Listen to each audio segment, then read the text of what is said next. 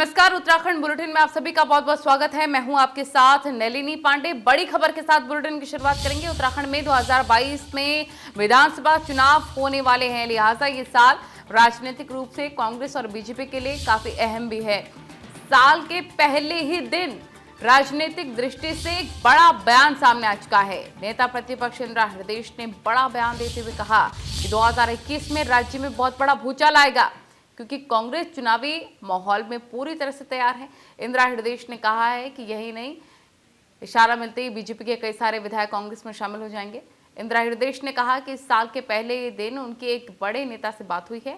कुछ दिन पूर्व भी नेता प्रतिपक्ष ने इशारा दिया था और आज उन्होंने खुलकर ये बात कही कि हाईकमान का इशारा मिलते ही राज्य में बहुत बड़ा भूचाल आएगा और कई विधायक बीजेपी छोड़कर कांग्रेस में आ जाएंगे। तो ये एक बड़ी जानकारी हम आपको देते हुए नजर आ रहे हैं। साल के पहले ही दिन एक बड़ा बयान यहां पर इंदिरा हृदयेश की तरफ से जारी किया गया है। उन्होंने कहा कि प्रदेश में भूचाल आ जाएगा। बीजेपी के कई विधायक कांग्रेस के संपर्क में है, उनकी तरफ से कहा गया। हाईकमान का बस इशारा आने की देरी है, कई विधायक बीजेपी छोड़कर कांग्रेस में आ जाएंगे इशारा मिलते ही। तो जनता ने मन बना रखा है सत्ता को बदलो। कोई काम नहीं किया इन्होंने। सड़कें टूटी हुई हैं, पीने का पानी नहीं मिला, नौकरियों का सवाल ही नहीं, महंगाई चरम पर है। तो इन सब बातों पर और विकास के नाम पर शून्य है। बिजली के दाम महंगे हो गए हैं, पानी की उपलब्धता नहीं है, बहुत सारे कष्ट हैं। ठीक है, तो इसलिए एक वातावरण तैयार, सजी हुई है, टेबल तैयार है कि कांग्रेस आए और सत्ता संभाले। तो जनता ने मन बना रखा है सत्ता को बदलो। कोई काम नहीं किया इन्होंने। सड़कें टूटी हुई हैं, पीने का पानी नहीं मिला। ताराचंद जोशी हमारे रिपोर्टर तमाम जानकारी के साथ फोन लाइन पर। ताराचंद, ये किस ओर इशारा कर रही है इंदिरा हृदयेश? जी देखिए, नेता प्रतिपक्ष इंदिरा हृदयेश फिर से एक बार जिस तरह से पिछली बार कांग्रेस के जो लोग थे वो बागी होकर भारतीय जनता पार्टी में शामिल हुए थे, अब उन्होंने इशारा किया है कि वो सारे लोग सत्ता और जो सरकार है उनसे परेशान है और अभी भी वो कांग्रेस को ज्वाइन कर सकते हैं। और उन्होंने बड़ा इशारा ये किया है कि आज साल के पहले ही दिन उन्होंने कहा कि 2021 में कई ऐसे बड़े चेहरे भारतीय जनता पार्टी के कांग्रेस में शामिल होंगे और एक भूचाल सा आएगा राजनीति में उत्तराखंड की। तो एक बड़ा बयान उनका माना जा सकता है, क्योंकि 2022 में जैसे चुनाव होने और आखिरी साल ये बचा हुआ है चुनाव से पहले का, तो इस तरह का जो राजनीतिक बयान है वो काफी अहम यहाँ पर होता है, क्योंकि नेता प्रतिपक्ष इंदिरा हृदयेश कांग्रेस की वरिष्ठ नेता हैं और उनका इस तरह से जो बयान है वो काफी गंभीर बयान माना जाए। और क्योंकि उन्होंने कहा है कि कई लोग भारतीय जनता पार्टी के कई एमएलए उनके संपर्क में हैं और एक बड़े नेता से भी उनकी बात हुई है और जिसके एक इशारे पर कभी भी वो लोग भारतीय जनता पार्टी छोड़कर कांग्रेस में शामिल हो सकते हैं। तो कहा जाए कि उत्तराखंड के लिहाज से एक बड़ा बयान है ये डॉक्टर इंदिरा हृदयेश का। जी ठीक है, बहुत शुक्रिया आपका तमाम जानकारी के लिए। कांग्रेस ने नए साल के पहले दिन से ही सरकार के खिलाफ उग्र तेवर अपनाने के संकेत दे दिए हैं। 2022 के विधानसभा चुनाव से पहले ही साल प्रमुख प्रतिपक्षी पार्टी ने सड़क से लेकर सदन के भीतर संघर्ष का ऐलान भी कर दिया है। प्रदेश कांग्रेस अध्यक्ष प्रीतम सिंह ने सरकार पर बेरोजगारों से छल करने का आरोप लगाया। उन्होंने कहा कि प्रदेश में रोजगार देने की मांग को लेकर पार्टी युवाओं के साथ मिलकर सरकार के खिलाफ बिगुल फूकेगी। उन्होंने कहा कि फॉरेस्ट गार्ड भर्ती में बड़े स्तर पर अनियमितताएं सामने आ चुकी हैं। पंचायती राज विभाग में भी नियुक्तियों में गड़बड़ी सामने आने के बाद युवा आंदोलनरत हैं। कोरोना काल में अन्य प्रदेशों से लौटे लोग सरकार से रोजगार की मांग कर रहे हैं। उन्हें ब्याज मुक्त ऋण देने की मांग पर शोर मचाया गया है। हकीकत यह है कि 3,917 आवेदकों में से महज 588 को ही ऋण दिया जा सका है। सरकार बेरोजगारों का शोषण करने पे तुल चुकी है और वे असहाय महसूस कर रहे हैं। ऐसे में कांग्रेस उनके समर्थन में मुखर होकर आवाज बुलंद करेगी।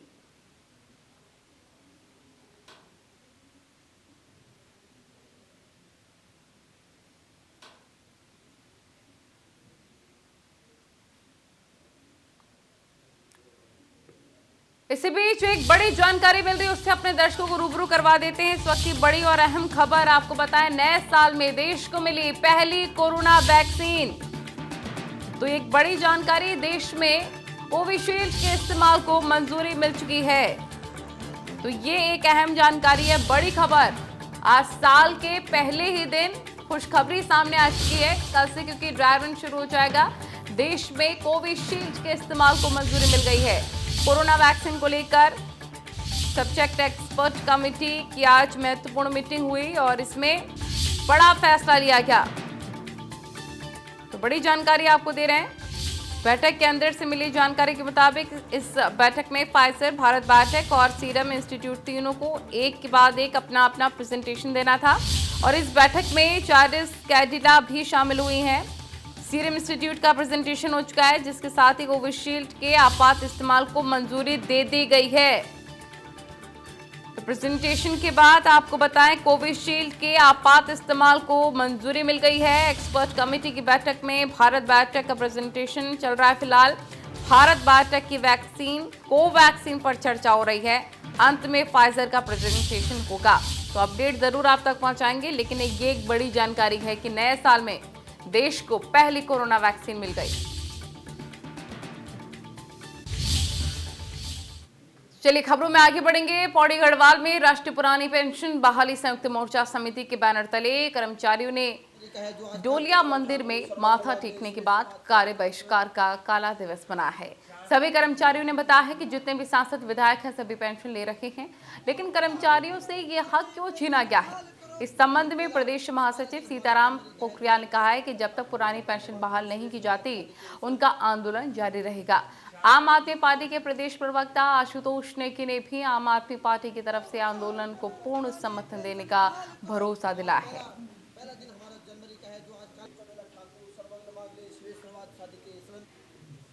कर्मचारियों ने मंदिर में माथा टेका और कार्य का किया है बहिष्कार।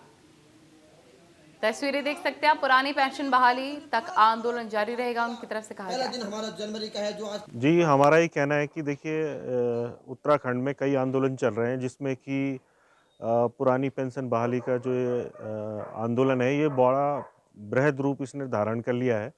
लेकिन जो यहाँ पे बीजेपी की सरकार है वो इतनी हठधर्मी है कि न तो वार्ता करने को तैयार है, न इनके बारे में कोई निर्णय लेने को तैयार है।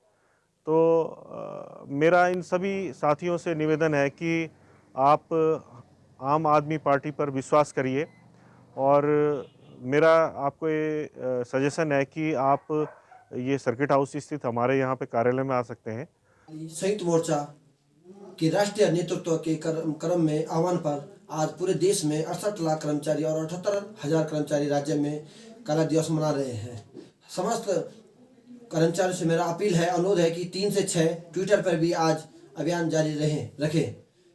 जैसा कि आप जानते हैं कि 1 जनवरी 2004 को केंद्र सरकार द्वारा पूरे देश में एक काला कानून एनपीएस रूपी काला कानून लागू किया गया था, जिसके पश्चात आज लगभग 78,000 कर्मचारी राज्य में एनपीएस पीड़ित हो चुके हैं। अब खबर देहरादून से है, जहां पर बेरोजगार युवाओं ने पुलिस भर्ती की मांग को लेकर गांधी पार्क में धरना प्रदर्शन किया।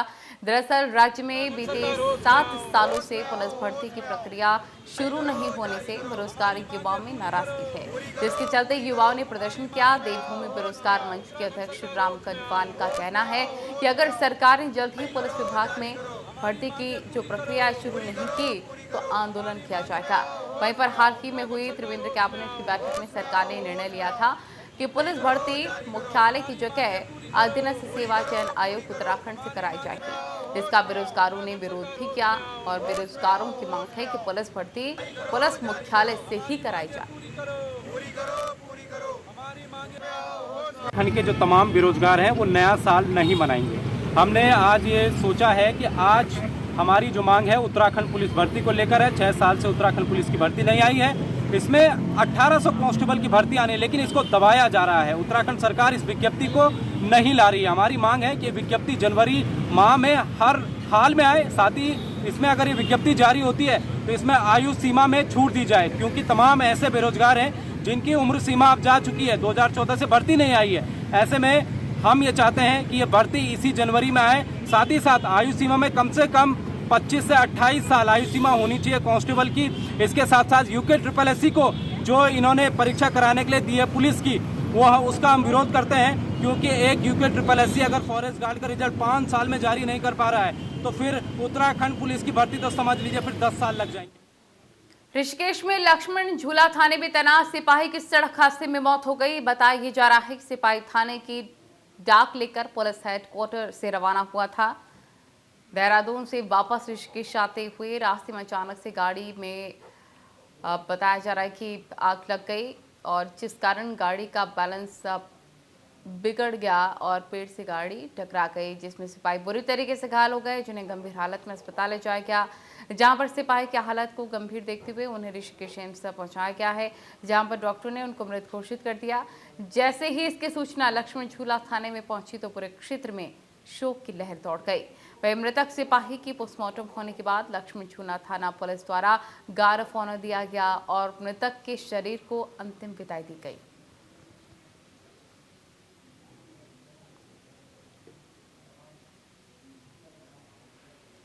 नए साल की शुरुआत में श्रद्धालुओं ने हरिद्वार में गंगा में आस्था की डुबकी लगाई है और सुबह से ही हर की पौड़ी पर श्रद्धालुओं की गंगा में डुबकी लगाने के लिए तांता लगा रहा और मां से प्रार्थना की उनका ये साल सुख समृद्धि से भरपूर रहे। श्रद्धालुओं का कहना है कि नया साल का पहला दिन है, हम जीवन की नई शुरुआत करने के लिए हरिद्वार में गंगा में आस्था की डुबकी लगाने आए हैं। आज के दिन दान पुण्य करने से पूरा साल आपको उसके फल की प्राप्ति मिलती है। श्रद्धालुओं का कहना है कि हमने मां गंगा से प्रार्थना की है कि हमारे पूरे परिवार पर कोई भी आँच ना आए, संकट ना आए और मां गंगा सब संकटों को हर ले।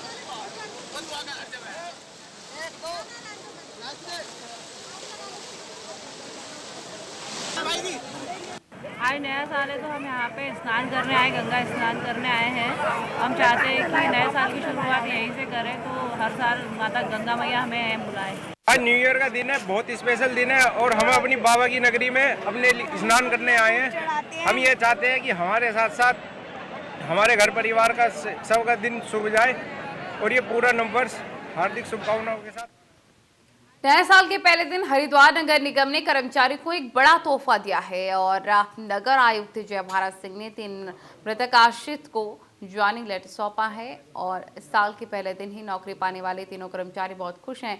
इस मौके पर नगर आयुक्त जय भारत सिंह ने कहा है कि नए साल के पहले दिन उन्होंने 3 मृतक आश्रितों को ज्वाइनिंग लेटर सौंपा है, जिसमें 2 कर्मचारियों को पर्यावरण मित्र के पद पर नियुक्ति दी गई है, जबकि एक कर्मचारी को निगम द्वारा संचालित भल्ला इंटर कॉलेज में लिपिक की नौकरी दी गई है। जय भारत सिंह ने कर्मचारियों को नियुक्ति पत्र देते हुए कहा है कि साल का पहला दिन है इसलिए इनको चुना गया है, क्योंकि नए साल पर नियुक्ति मिलने की खुशी अलग ही होती है।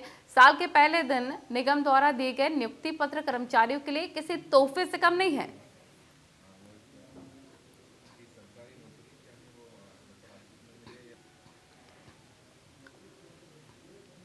अब खबर देहरादून से, जहां पर 5 IAS अफसर सुपर टाइम स्केल में प्रमोट हुए हैं। राज्य सरकार के कार्मिक विभाग के आदेश जारी हो चुके हैं। प्रमोशन के साथ ही जल्दी हो सकती है नई तैनाती। पुलिस महकमे की DPC और प्रमोशन की सूची भी जल्द ही जारी होगी। आधा दर्जन IPS अफसर DIG पद पर हो सकते हैं promote. IG Abhinav Kumar ADG के पद पर प्रमोट होंगे, ये एक बड़ी जानकारी मिल रही है।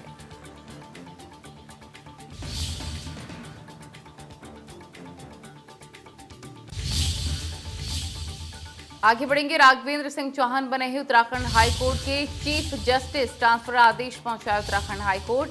तेलंगाना हाईकोर्ट के चीफ जस्टिस हैं राघवेंद्र सिंह चौहान। दिसंबर 1959 को राजस्थान में हुआ था राघवेंद्र चौहान का जन्म। तो ये एक बड़ी जानकारी हम आपको दे रहे हैं। 2005 में राजस्थान हाईकोर्ट में न्यायाधीश नियुक्त हुए। 2018 में हैदराबाद हाईकोर्ट में जज वो बने। उनके बारे में कुछ डिटेल्स भी आपको अहम जानकारियां भी दे रहे हैं।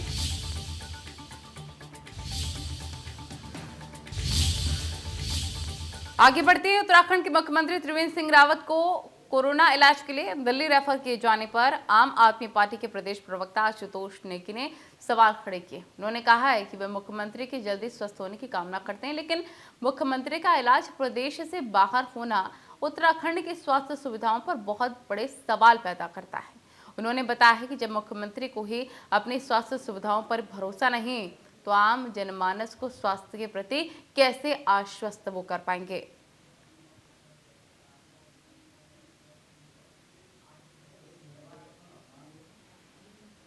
खबर देहरादून से, जहां पर नए साल पर वन विभाग को एक नया मुखिया मिला है। बताया जा रहा है कि राजीव फड़तरी को मिला है वन विभाग की कमान। भारतीय वन सेवा के 1986 बैच के अधिकारी हैं राजीव फड़तरी। राजीव फड़तरी ने संभाली वन विभाग की कमान। रंजना काला के सेवानिवृत्त होने के बाद उन्होंने ये एक अहम जिम्मेदारी संभाली है। बड़ी खबर आपको बता रहे हैं।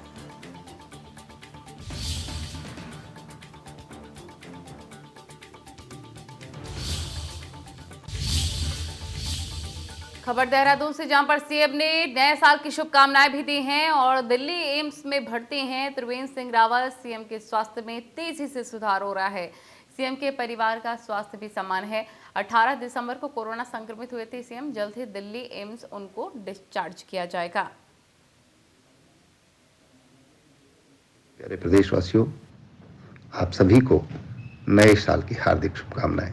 भगवान बद्री विशाल वो बाबा केदार से मेरी प्रार्थना है कि नव वर्ष आप सभी के लिए मंगलमय हो और आपके जीवन में सुख, शांति, सद्भाव, समृद्धि और अनंत सफलताएं लेकर आए। सुशासन और भ्रष्टाचार पर जीरो टॉलरेंस प्रारंभ से हमारी सरकार की प्राथमिकता रही है। अब तक के 4.25 वर्ष के कार्यकाल में हमने राज्य के चहुमुखी विकास, पारदर्शी शासन पर फोकस किया। इस दौरान हमारी सरकार ने भ्रष्टाचार पर प्रभावी अंकुश लगाया, महिला सशक्तिकरण पर ध्यान दिया तथा किसानों, नौजवानों और व्यापारियों की समस्याओं का समाधान किया। इस वर्ष हमने गैरसैंण को गृह राजधानी बनाने और डोगरा चांटी पुल के निर्माण जैसे कई ऐतिहासिक निर्णय भी लिए। माननीय प्रधानमंत्री श्री नरेंद्र मोदी जी के मार्गदर्शन में देश के साथ ही हमारे प्रदेश ने भी न सिर्फ विकास की सीढ़ियां चढ़ी, समाज के हर वर्ग के हितों की भी रक्षा की है। हमारी सरकार ने बातें कम, काम ज्यादा की तर्ज पर इस वर्ष तेजी से विकास कार्य किया। साथ ही यह प्रयास किया कि सरकार की कल्याणकारी योजनाओं का लाभ बिना किसी भेदभाव के सभी जाति धर्मों के पात्र लोगों को मिले। इस साल कोरोना जैसी विश्वव्यापी महामारी का भी प्रकोप रहा, जिसका आप सभी के सहयोग से हमने योजनाबद्ध तरीके से मुकाबला किया। देवभूमि उत्तराखंड की देश और दुनिया में अलग छवि है। सदियों से यहाँ शांति और सद्भाव के माहौल रहा है और आप सभी के सहयोग से हम इसे सदैव कायम रखेंगे। इस वर्ष में हमारे सामने कुंभ का सफल आयोजन, कोरोना की वैक्सीन का टीकाकरण जैसी चुनौतियां हैं। हमें पूरा विश्वास है कि आपके सहयोग से हम इन चुनौतियों को भी सफलता से पार कर लेंगे। एक बार पुनः आप सभी को नव वर्ष की हार्दिक शुभकामनाएं देता हूं और आप सबके उज्जवल भविष्य की कामना करता हूं। आशाओं, निराशाओं और कोरोना संकट के बीच इस बार नए साल का जश्न मनाया गया है। कोरोना गाइडलाइंस और प्रोटोकॉल के बीच साल 2021 का आगाज हो गया। नए साल की शुरुआत सबसे पहले न्यूजीलैंड से हुई। अब भारत में भी नववर्ष ने जबरदस्त अंदाज में दस्तक दी है। हालांकि कोरोना प्रोटोकॉल की वजह से लोग अपने घर से ही नए साल का स्वागत कर रहे हैं। ज्यादातर जगहों पर नाइट कर्फ्यू लगा हुआ है। कोरोना गाइडलाइंस और प्रोटोकॉल के बावजूद भी नए साल के स्वागत में लोगों के उत्साह में कोई कमी नहीं रही। दिल्ली एनसीआर में प्रतिबंध के बावजूद लोगों ने आतिशबाजी की, गाजी बाजी के साथ नए साल का स्वागत किया और नए साल के जश्न में पूरी दुनिया डूबी रही।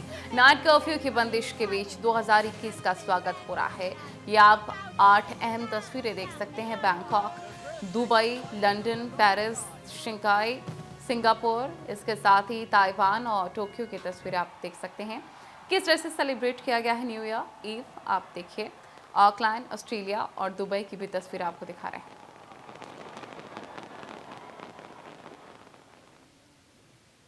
तो चलिए इसके साथ फिलहाल इस बुलेटिन में मेरे साथ इतना ही। नमस्कार।